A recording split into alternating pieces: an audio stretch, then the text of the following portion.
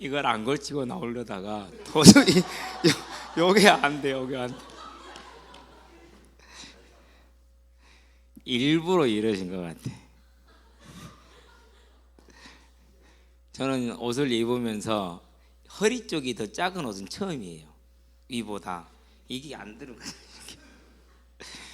우리 김태현 집사님은 괜찮을 것 같아요. 그죠? 예? 다른 겁니까? 그러죠. 이렇게 일부러 그런 것 같아, 확실하게. 내년에 우리 초등부에서 김 장로님 선물할 때 이런 거 하나 해주세요.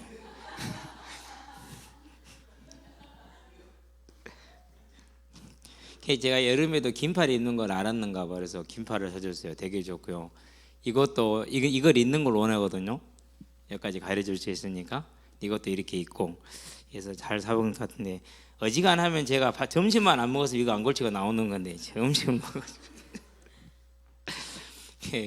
50이 넘으니까는요, 먹는 건 땡기고 활동량은 회복은 느리고 그래가지고 이게 근력 관리하기 진짜 힘들어서 무조건 하루에 그냥 잇몸이 이렇게 100개, 팔굽혀펴기 60개 가려는 60개는 아직 못 갔어요. 이제 45개, 50개밖에 못 왔어요. 한 석 달 쉬어버렸더니 안 돼요. 그래서 이제 앞으로 한 달 후엔 되겠죠. 연하단입니다. 네. 우리가 이제 뭐 졸리지 않게 빨리 끝낼게요. 역사이죠. 거창하게 생각할 것 없는 것 같아요. 역사는 다른 게 아니고 오늘이에요. 그렇죠? 또 중요한 건 뭡니까? 세상에서는 정말 허무해요. 한마디로 말하면 그건 세상의 역사인 것 같아요. 제일 하나님을 만나기 전에 고민스럽고 갈등스러웠던 것은 내가 왜 살아야 돼? 이렇게 허무한 세상을. 이순신 장군 열심히 살았지만은 저 인생을 나는 안 살겠다고, 못 살겠다. 차라리 손좀 목을 베고 말지. 최승질은 그랬어요. 내가 그 정도 힘이 있다면 손좀 목을 베고 말지. 그러고 저 탄간호들 전부 다 목을 베버리고 말지. 못하게 지가 죽냐고. 도저히 그러니까 살아야 될 이유가 없는 거죠. 그게 이제 방해받을 때는 항상 그 생각이었어요. 총 들 때마다 막 무서워요. 달리 무서운 게 아니야. 사격 실력이 딱 늘어나니까 전두환이 보면 쏠 것 같더라고. 그전에는 몰랐지. 대학 가서 그 실상을 알기 전에는. 이제 뭐 250m 정도는 정확하게 어떤 형편이 맞출 수 있으니까 250m요. 짧지 않아요. 그러니까는 진짜 뭐 그런 두려움이 와요. 진짜 쏠 것 같다라는 느낌이. 그러니까 총 들 때마다, 사격을 올라갈 때마다 그런 그 불안감이 항상 저를 잡고 있었어요. 쏜 다음에 어떡하지? 뭐 그런 생각까지 시지를 할 정도로 그만큼 젊은 혈기가 이제 있었던 것이죠. 근데 어쨌든지 간에 그래도 오갈 곳 없는 세상이었어요. 그 세상은 그렇죠. 그래서 이제 하는 말에 보니까 역사는 승자의 기록이다. 예. 아니요, 내가 볼 때는 악마의 기록이에요. 왜 그렇죠? 나폴레옹 왜 영웅이 돼요? 나쁜 놈이 돼야지. 징기스칸이 왜 영웅이 돼요? 나쁜 놈이 돼야지. 그 많은 사람을 죽였는데. 그래요, 안 그래요? 그렇다니까는요. 히틀러는 나쁜 놈 됐어요. 왜 나쁜 놈 됐어요? 지금 세계가 그놈하고 싸웠기 때문에 나쁜 놈이 된 거예요. 그런데 만약 이전 세계에서는 다를 수 있잖아요. 그렇죠? 그러니까 그렇게 보았었을 때 너도 나폴레옹처럼 되라. 큰 꿈을 가지고 많은 사람을 죽이면 영웅이 될 것이다. 그건 악마의 기록 아닌가요? 악마의 가르침 아닌가요? 그래서 예수를 믿고 나니까 저건 악마의 가르침이다. 정말 이건 모든 걸 새롭게 써야 되는구나. 이게 이제 보이더라니까요. 이게 세상은 허무하고 승자의 기록이라는 거짓에 속아가지고 존재하지도 않는 뭐를 따라가는 거예요? 실체를 따라가는 거예요. 제일 무서운 것이 실은 이거예요. 제가 대한민국 정치를 보면서 근심하는 건 한 가지예요. 존재하지 않는 걸 쫓고 있다는 사실이에요. 존재하지 않는 것을. 그렇게 되면 이제 어떻게 됩니까? 그렇게 되면은 이런 때를 이제 비전의 부재라고 얘기를 해요. 마치 이제 시대의 말이 혼란스러운 것처럼. 그래서 정말 이제 나라를 위해서 기도하는 게 뭐냐면요. 앞으로 우리가 가야 될 복음과 선교의 정치, 안보, 경제, 이 비전이 분명히 서 있어야 돼요. 이것이. 그러면 거기에 가장 중요한 역할은 교회. 무슨 역할을 하느냐? 교회는 복음, 그 외에는 절대로 아니에요. 오직 복음. 자도 아니고 우도 아니고 우리는 복음, 우리는 진리, 예수. 그거 외에는 안 되는 거죠. 그러니까. 그래서 그걸 가지고 이제 내가 어떻게 교단을 섬길 것이고 내 인생을 어떻게 살아갈 것인가. 요나단이 이번 주에 너무 정확하게 그걸 보여주더라고요. 너무나 정확하게. 저와 여러분들은 세상은 이렇다라는 사실이요. 그러는데 실제로 어떻습니까? 실제는 그렇지가 않아요. 뭐가 증거라고 해서 성경의 기록이 증거를 하고 있잖아요. 요나단이 이 역사를 알았겠죠. 믿었죠. 눈으로 못 보지만 그렇게 끝까지 갔죠. 그래 믿음의 사람이라. 시바도 알았어요. 그런데 그렇게 살았어요? 못 살았어요? 그렇게 살지를 못하는 거예요. 그러니까 틀린 인생을 사는 거예요. 거짓말로 사람을 속이고 왕을 속여서 자기가 원하는 것을 가져갔지만 결국 어떻게 돼요? 결국은 하나님의 눈을 피할 수가 없잖아요. 그래서 사람은 못 보나 누구는 다 보는 거예요. 하나님은 모든 걸 보고 아시고 심판하신다는 거예요. 더 무서운 게 있어요. 뭐가 있습니까? 로마서 1장에 나와 있지만은 요한계시록에 보니까 22장이 뭐라고 말하죠? 11절에 불의를 행하는 자는 계속 불의를 행하게 하고 악한 자는 계속 악하게 하고 공의를 행하는 자는 계속 공의를 행하게 하고 거룩한 자는 계속 거룩하게 하라. 이건 진짜 무서운 하나님의 심판이에요. 저와 여러분들이 살아있는 동안에. 그러니까 오늘 나의 삶이 하나님 앞에서 하나님이 다 알고 계신다라는 거예요. 그래서 불의를 행하고 나쁜 짓을 하는데 뭐 이 땅에 아무 문제 없는 것 같다. 아니요. 오늘 기록이 다 실제로 보여주잖아요. 그렇죠? 어떻게 되는가를. 자, 그러면 우리는 뭘 봐야 됩니까? 이러한 역사 속에서 요나단이라는 인물, 그의 삶 자세하게 한번 들여다봐야 돼요. 그런 다음에 다윗이라는 인물의 삶 한번 들여다봐야 돼요. 크게 조명받지는 않았지만 무비보셋, 사무엘하 19장 30절에 보면은 그러지 마시고 모두 다 그에게 주시기를 바랍니다 이렇게 얘기를 해요. 즉 저에게는 이런 거 필요 없습니다. 왕의 오해만 풀리고 왕이 살아 돌아오신 걸로 저는 만족합니다. 그렇게 고백을 하죠. 결국 어떻게 됩니까? 그의 후손 미가 그들의 삶이 뭐로 남았어요? 하나님 앞에서 일꾼으로 남았다는 사실이에요. 이게 뭐예요? 저와 여러분들이 봐야 될 역사예요. 그래서 정말 다윗도 잘했고 무비보셋도 잘 인내했고 끝까지 자기 중심을 잘 지켰고 아름답게 잘했어요. 그런데 진짜 잘한 사람은요 드러나지 않았지만 요나단이라는 사실. 그래서 오늘 두 번 나오잖아요. 요나단으로 말미암아 내가 하나님의 은총을 그에게 베풀리라. 그러니까 전부 다 출발점은 요나단이고 그리고 일꾼은 다윗이고 그 모든 주인은 하나님이시고 그 열매는 뭐예요? 하나님의 나라의 영원한 상급으로 오늘의 삶이 남았다는 걸 저와 여러분들이 바라보면서 요나단의 열매가 우리의 열매가 되기를 바랍니다.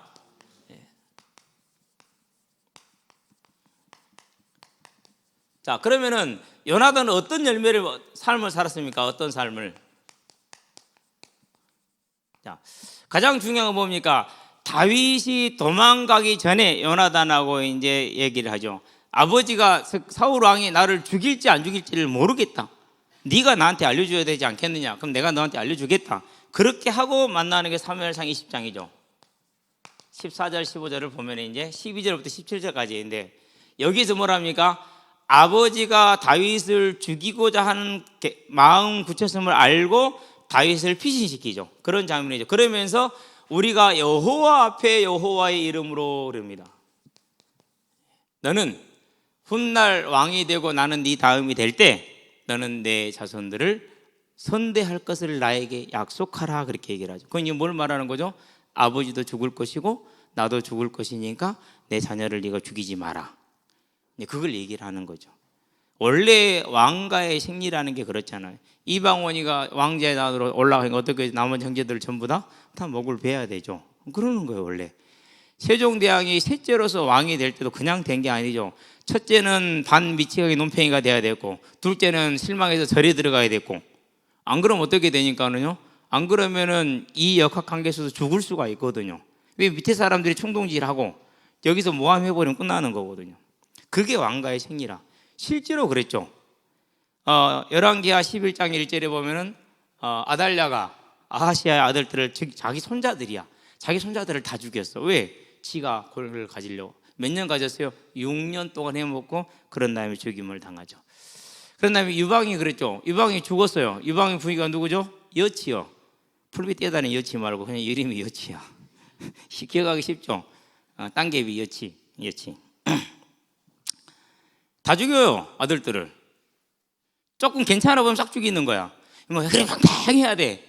그래가지고 저기 저 변방에 오늘 말하는 로드 발자로 저기 끝허리 변방에 있는 흐리멍텅하게 그렇게 흐리멍텅한 척한 아들이 하나 있었어. 거기 살아남아. 나중에 이제 여치가 죽고 나서 돌아와서 이제 왕이 되는데 아주 훌륭한 게 왕이 되죠. 이제 그러니까 왕가의 생리란 게 그렇잖아요. 그러니까 이제 그런 걸 알고 있기 때문에 이제 그건 둘째치고 뭘 보는 거요? 나의 죽음을 알고 있고 기정사실이야. 아버지의 죽음도 마찬가지야. 가문의 멸족을 알고 있어. 그런데 뭘 따르는 거예요? 내 유익이 아니라 그래도 하나님의 뜻을 따르는, 그게 그런 삶을 살았다는 사실이에요. 이 일이 그냥 지나가지 않습니다. 30절부터 보면 20장 30절부터 보면 37절까지입니까? 여기에 보면은 끝절은 잘 모르겠어요 정확하게. 뭐라 욕합니까? 폐영무도한 계집의 소생아, 그렇게 얘기를 해요. 자기 아들이지 뭐 엄마가 문제입니까? 씨가 문제지. 얘기했잖아요.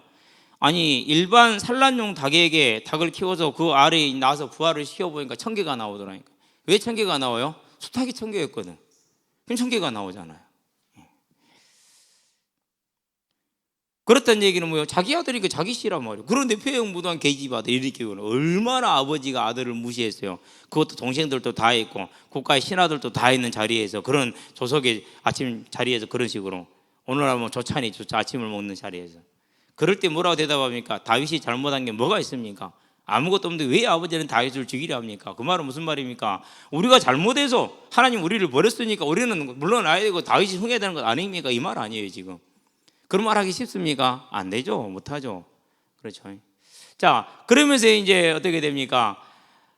다윗을 잡으러 가죠. 사무엘상이죠. 23장이죠. 15절 17절인가요? 18절인가요? 다윗을 잡으러 갔는데, 잡으러 가서 다윗을 만나요. 힘있게 하나님을 의지하게 해요. 뭐라고 말합니까? 너는 왕이 될 것이고 우리는 아닐 것이라는 걸 나도 알고 아버지도 안다. 하나님께서 너를 지키실 것이다. 힘내라. 그렇게 이제 뭐하죠? 위로하고 격려를 하고 힘을 주죠. 쉬운 일이냐고. 나 아버지는 죽겠고 너는 살겠고, 그 얘기를 하는 겁니다. 자, 그러고 어디로 갑니까? 이제 그러고 전장으로 나가죠. 이거 영화로 찍으면 멋있을 것 같아. 집에서 5살 먹은 아들이 엄마 품에 안겨갖고 아빠 갔다 와. 근데 아빠는 알아. 계백장군처럼 죽으러 가는 걸 알고 있어. 되게 덥네요.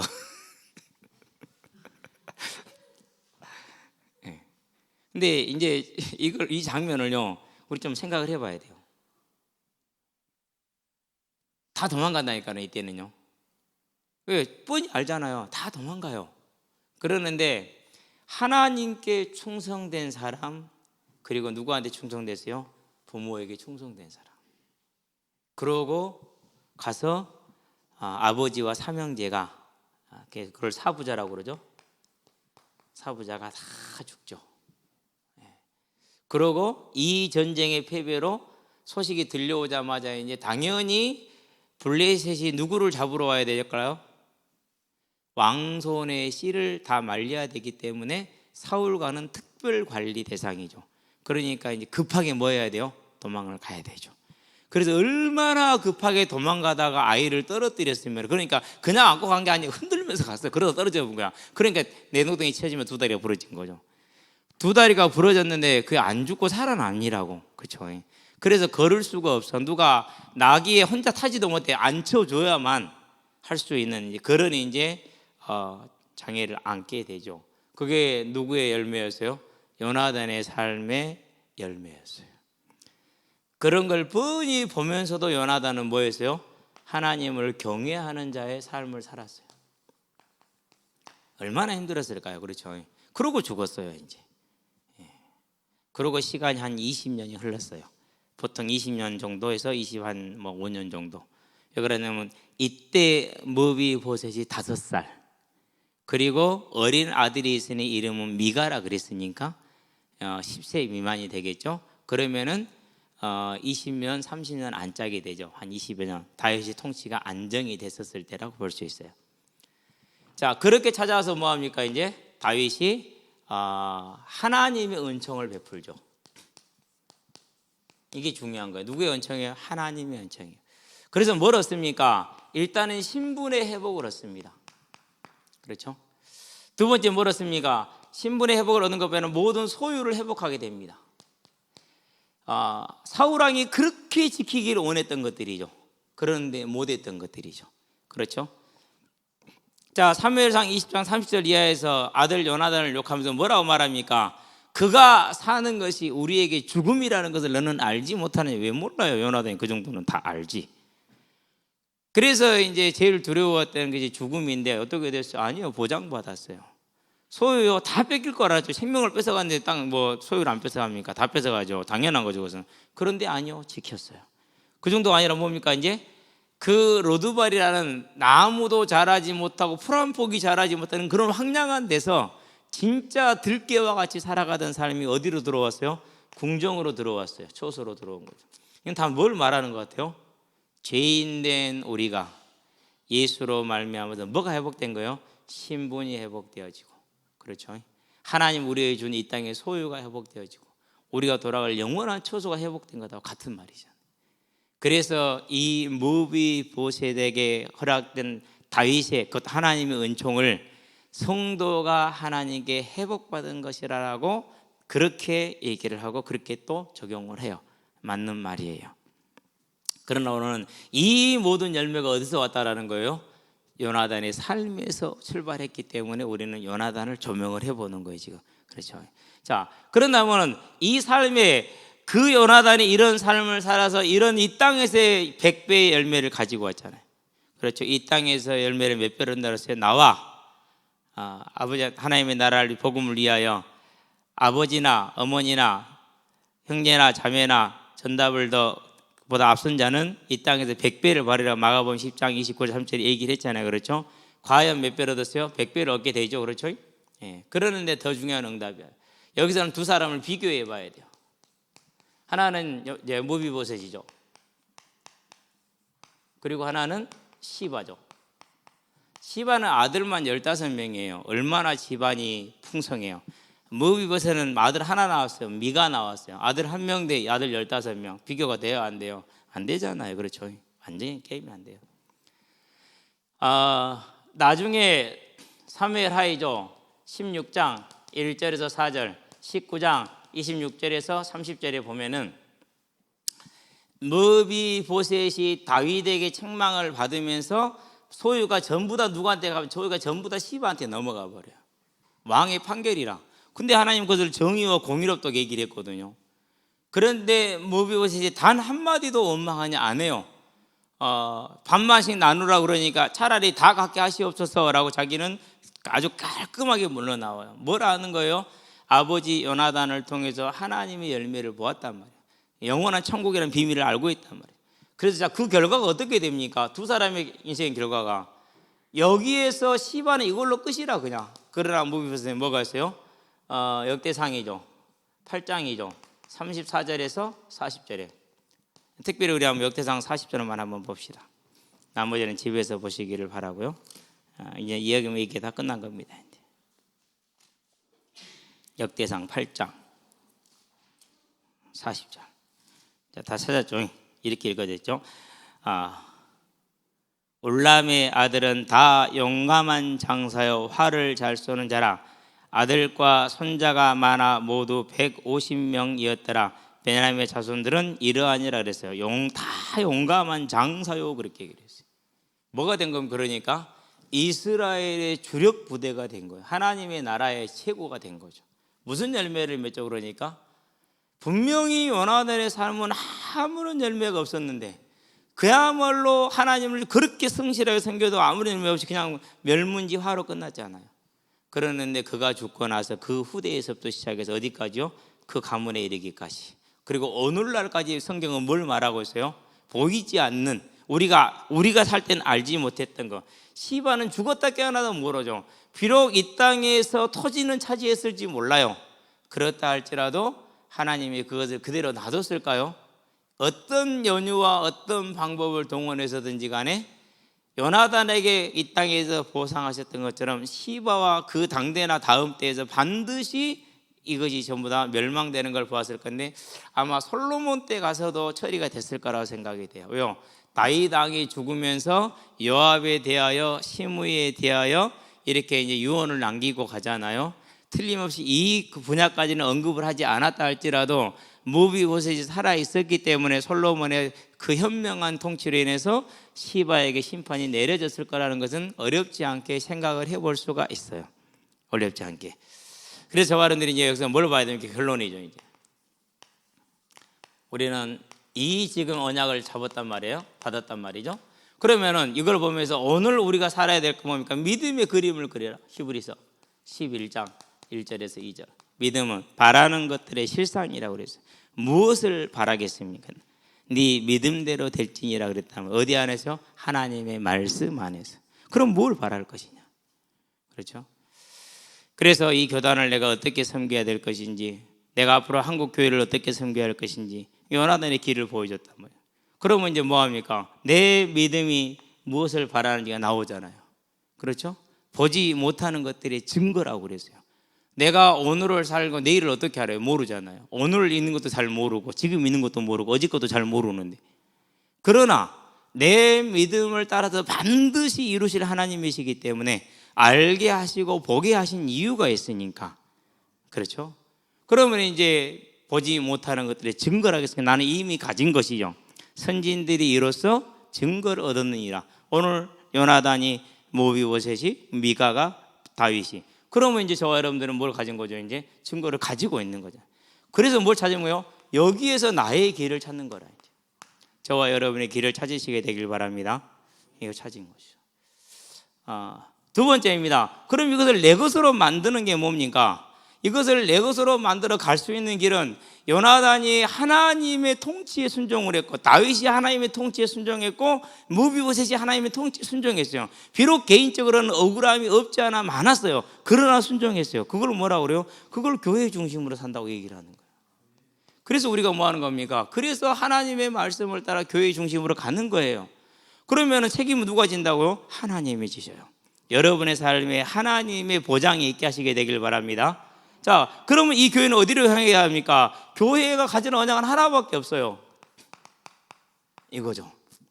반드시 다시 올 것이고 우리는 그 일에 일꾼으로 부름을 받았다. 그럼 뭐 하는 겁니까? 이제 여기에다가 저와 여러분의 힘을 쏟는 것이죠. 그걸 생명이다 이렇게 말하는 거예요. 사도행전 20장 24절이죠. 그러면은 이 일을 진행하는데 뭘 믿어야 됩니까? 사람의 방법이 아니에요. 뭐예요? 살아계신 하나님이에요. 살아계신 하나님을 믿으시게 되길 바랍니다. 살아계신 하나님. 이번에 이제 코로나 기간을 거쳐오면서 하나님이 저에게 큰 선물을 준 것 중에 하나가 하나님 살아계시다라는 거예요. 너는 지금 이 시간에 이렇게 됐으니까 이걸 준비하고 나머지는 하나님 살아계신 걸 봐라. 그래서요, 정말 편안한 마음으로 내가 해야 될 것을 준비를 했거든요. 하나님의 살아계심을 보게 하시고. 지금도 마찬가지예요. 현장에서도 너무 편해요. 어제 처음으로 그늘에 앉아서 쉬어봤어요. 네, 20년 넘게 운동장에 있었지만은 처음으로 그늘에 앉아서 한번 쉬어봤어요. 그리고 이제 승찬이하고 태양이가 이제 느그작 걸어오더라고. 앉아라. 앉아고 둘이 이제 이런저런 얘기하면서 피곤한 애들 보면서 저게 저렇게 재밌을까? 도무지 이해가 안 된다. 저 인간은 왜 저렇게 열심히 한대? 공차할 때 지금은 더 열심히 하면서. 예. 요즘 아이들한테는요, 뭐 교회 오란 소리도 안 해요. 어저께 공차하러 갈 때도요, 오란 소리도 안 했어요. 오면 오고 말면 말고. 그게 아니에요. 내 마음의 중심과 삶의 무게추가 어디에 있다는 걸 나도 알고 하나님도 알고 사단도 알거든요. 믿고 있는 거죠. 그러니까 하나님 하시는 거죠. 저와 여러분들이 이 모든 민족을 향한 하나님의 부르심에 오늘 나의 삶이 곧 무비보셋의 삶, 요나단의 삶, 시바의 삶과 같이 하나님 안에서 이미 영원토록 기록되고 있다는 사실을 알고 온전히 사는 은혜가 임하기를 주의 이름으로 축원드립니다. 기도합시다. 살아계신 아버지 하나님, 하나님께서 죽은 개와 같이 가치없는 우리를 부르사 하나님의 나라의 귀한 일꾼으로, 중직자로, 전도자로 사용해 주신 것을 감사를 드립니다. 이제 하나님을 살아계심을 믿고 요나단이 그 일생을 죽을 때까지 흔들리지 아니하고 꿋꿋하게 자기의 자리에 서서 가야 할 길을 갔던 것처럼 그 마음, 그 눈물, 그 인내를 아버지 하나님 보게 하시고 이제 오늘을 살아가게 하실 때 그 하나님을 바라보고 온전한 믿음에 있어서 오늘 내가 감당해야 될 하나님의 부르심에 온전히 충성하는 하나님의 백성들이 되게 하시고 그 삶의 열매가 분명히 약속하신 말씀대로 이 땅에서는 100배요 하나님의 나라에서는 영원한 생명이 될 수 있도록 우리에게 주신 은혜가 더욱더 크게 하시기를 그리스도신 예수의 이름으로 감사하며 기도합니다. 아멘. 이제는 우리 주 예수 그리스도의 십자가의 대속의 은혜와 독생자 예수를 아끼지 않고 내어주신 하나님 아버지의 무한하신 사랑과 지금도 성령으로 우리를 붙드시고 생명의 길로 하나님 아버지의 전도자의 길로 예배자의 길로 중직자의 길로 인도하시는 성령의 내주교통 인도하심이 오직 믿음을 따라 괴를 갔던 요나단과 같이 우리의 삶에 하나님을 따라 믿음으로 행함으로 이 땅에서 하나님의 일꾼으로서 영원한 열매를 남기고 후대에게도 영원한 열매를 남기게 될 우리 모든 성도들과 가정과 가문과 산업 현장 위에 전 세계에 흩어져 복음을 전하고 계시는 모든 선교사님들의 아름다운 발걸음 위에 함께하는 후대들의 예배자로 전도자로 중직자로 새 복음의 진로 위에 또한